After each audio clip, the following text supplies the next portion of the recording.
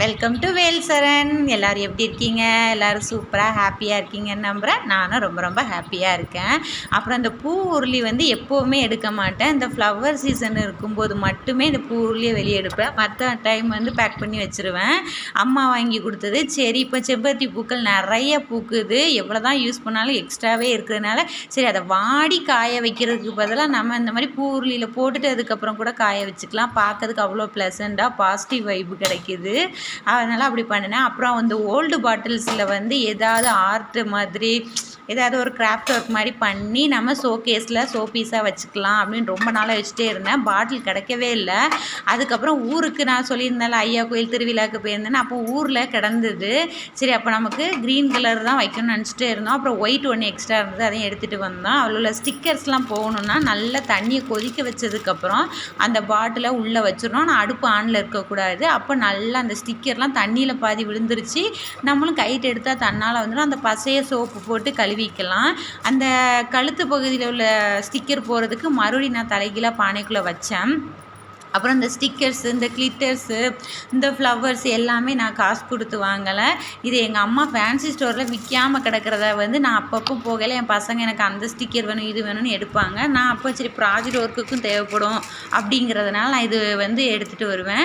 அந்த கலர் டேப்பும் அந்த ஐஸ்டிக் மட்டும்தான் நான் ஒரு டைம் ப்ராஜெக்ட்டுக்கு காசு கொடுத்து வாங்கினது.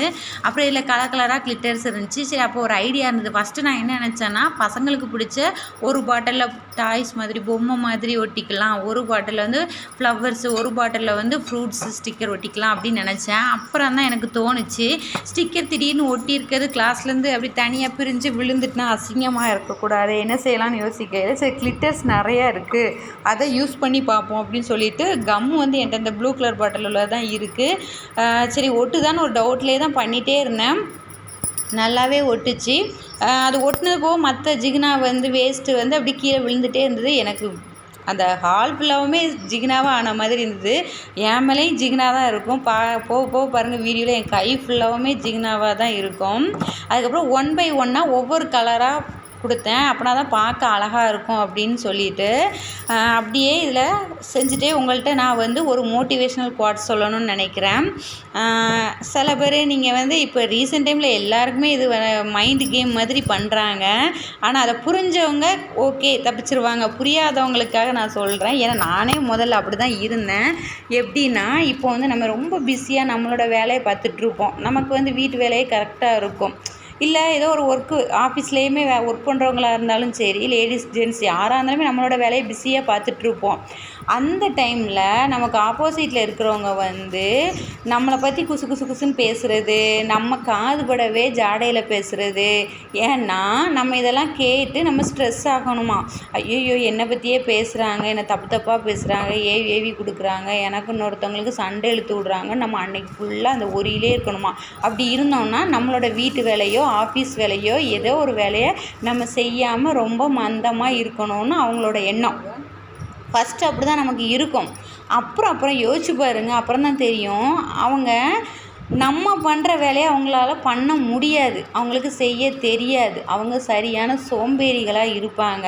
எல்லாராலையும் எல்லாம் பண்ண முடியாது. எண்ணம் போல் வாழ்க்கைன்னு சொல்லுவாங்கள்ல, அதே மாதிரி அவங்களுக்கு அடுத்தவங்கள புரணி பேசினா தான் வாழ முடியும், இல்லைன்னா வாழ முடியாது. நமக்கு அப்படி கிடையாது. அப்படிங்கும்போது நம்மளோட டேலண்டோ இல்லை நம்மளோட வேலையை பார்த்தோ வளர்ச்சியை பார்த்தோ அவங்களால பொறுக்க முடியலை. அதுதாங்க உண்மை.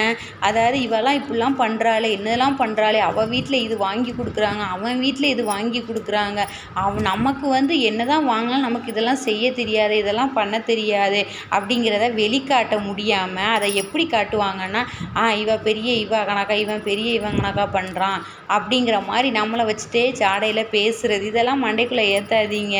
ஒரே சென்டென்ஸ் தான், என்னென்னா அவங்களுக்கு நம்மளோட வளர்ச்சி பிடிக்கலை, நம்ம அளவுக்கு அவங்களால வர முடியலை, அதுதான் காரணம். அதை வெளிப்படுத்த தெரியாமல் அவங்க இப்படி தான் பண்ணுவாங்க, நெகட்டிவ் வைப்ரேஷன் கொடுப்பாங்க. அதை நீங்கள் காதில் வாங்கினா தானே நமக்கு அந்த நெகட்டிவ் வைப்பு கொடுக்கும். வாங்கவே வாங்காதீங்க, செவிடங்காதில் சங்குன மாதிரி இருக்குது அப்படின்னு சொல்லுவாங்க நம்ம முன்னோர்கள். அதே மாதிரி இருந்துருங்க. அதாவது அவங்க பேசுகிறது அவங்க அந்த பிரபஞ்சம் வந்து இந்த யூனிவர்ஸ் கேட்டுகிட்டே இருக்கும். அவங்க என்னென்ன பேசுகிறாங்க, யாரை பற்றி பேசுகிறாங்க, அவங்களுக்கு இன்னது நடக்கணும் அப்படின்னு நினைக்கிறாங்க. அவங்களுக்கு இந்த கெடுதல் நடக்கணும், அவள் இப்படி ஆயிடணும், அவள் பிள்ளைகள் இப்படி ஆயிடணும் அப்படின்னு பேசுகிறாங்க அப்படின்னு அந்த யூனிவர்ஸ் கேட்டுகிட்டே இருந்துட்டு, உனக்கு இதுதான் ஆசையா, இந்த மாதிரி நடந்தால் உனக்கு பிடிக்குமா, எனக்கு இவ்வளோ நாள் தெரியாது, அப்போ நீ கேட்டதை நான் உனக்கே கொடுத்துட்றேன் அப்படின்னு அந்த யூனிவர்ஸ் வந்து அவங்க கேட்டதை, மற்றவங்களுக்கு நடக்கணும்னு நினச்சதை அவங்களுக்கே கொடுத்துருக்காங்க. நம்ம கண்காங்கே நம்ம பார்த்துருப்போம். அது நமக்கு புரியும். அந்த வாங்கினாங்க பார்த்தீங்களா, அது அவங்களுக்கு புரியாது. நம்ம செஞ்ச பாவத்துக்கு, நம்ம பேசின பேச்சுக்கு தான் நமக்கு இது நடந்திருக்குன்னு அவங்களுக்கு புரியாது. அவங்களுக்கு புரியுது, புரியலை, நமக்கு புரிஞ்சிருச்சுல்ல.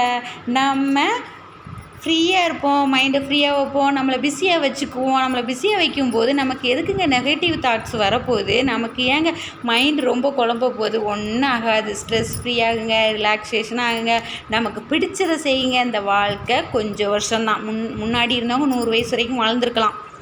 இப்போ உள்ள ஜென்ரேஷன் 60 60லேருந்து இப்போ 40 எந்த வயசு வரைக்கும் இருந்தானாங்க. இருக்கிற வயசை நமக்கு பிடிச்ச மாதிரி சின்ன சின்ன விஷயங்களா நமக்கு பிடிச்ச மாதிரி, இப்போ நான் எக்ஸாம்பிளுக்கு இப்போ நான் டெய்லரிங் எனக்கு பண்ணுவேன். இந்த மாதிரி ஏதாவது வீட்டில் அழகுபடுத்திக்கிட்டே இருப்பேன். ஒன்று மாற்றி இந்த பொருள் அங்கே வச்சா நல்லா இருக்குமா, அந்த பொருள் இங்கே வச்சா நல்லா இருக்குமான்னு என்னை நான் பிஸியாகவே வச்சுக்குவேன். அது எனக்கு ரொம்ப ரொம்ப ரொம்ப பிடிக்கும். அதே மாதிரி உங்களுக்கு பிடிச்ச விஷயத்த நீங்கள் பண்ணிகிட்டே இருங்க. உங்கள் வீட்டில் உள்ள ஃபேமிலி மெம்பர்ஸோடு என்ஜாய் பண்ணுங்கள். அவங்களுக்கு அதுதான் வேலை. அவங்க பண்ணிட்டு நம்ம வாழ்க்கையை நம்ம வாழ்வோம். அவங்க தான் அடுத்தவங்க எத்தனை மணிக்கு எங்கே கிளம்பி போகிறாங்க, காரில் போகிறாங்களா, பைக்கில் போகிறாங்களா, இப்படி பார்த்து அவங்க வாழ்க்கையை அவங்க வாழாமே லாஸ்ட் வரைக்கும் செத்து போயிடுவாங்க. நம்ம அப்படி கிடையாது. நம்ம வாழ்க்கையை நம்ம வாழ்ந்துட்டு போவாங்க. எல்லாருக்கும் புரிஞ்சிருக்கும்னு நினைக்கிறேன். ஓகே ஃப்ரெண்ட்ஸ், லைக் பண்ணுங்கள், ஷேர் பண்ணுங்கள், சப்ஸ்கிரைப் பண்ணுங்கள். Bye friends.